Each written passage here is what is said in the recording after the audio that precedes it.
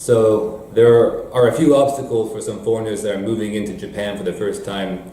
The first being the guarantor system in Japan doesn't exist in a lot of home countries of people coming from overseas. So the lack of a guarantor or knowledge of the guarantor system is the first hurdle. I think the initial fees can produce a bit of a shock for some people moving to a Japanese apartment. They maybe did not know the extent of the initial fees and didn't prepare financially for that big initial cost. And finally, the language barriers could obviously cause a huge problem, so they don't have the access to an interpreter. Signing complicated contracts is going to be an impossibility without any kind of interpretation support.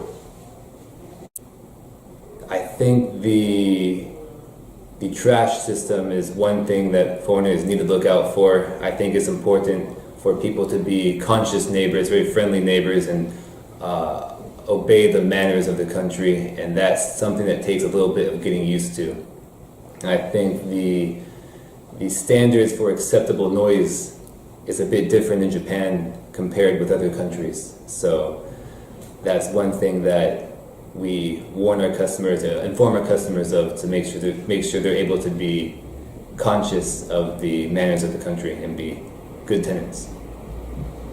When moving out, I think it's important that people need to know the terms of their lease.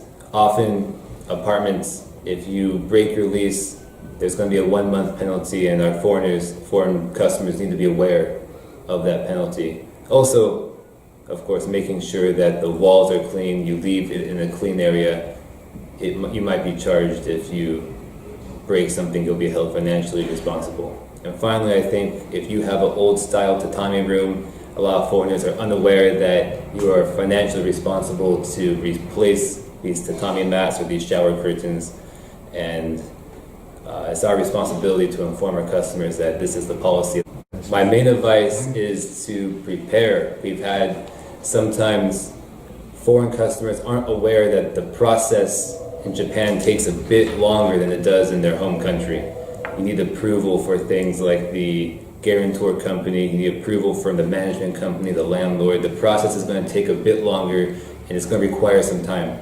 So we advise our customers to plan ahead and start the process early to avoid any time crunch situations. Yeah, a huge variety. There's a huge variety of apartments that they could choose. It depends on their salary. That's often depends on their salary, their occupation. But I think in many of these people's English-speaking home countries, affordable single-person housing doesn't really exist in the way it exists in Japan.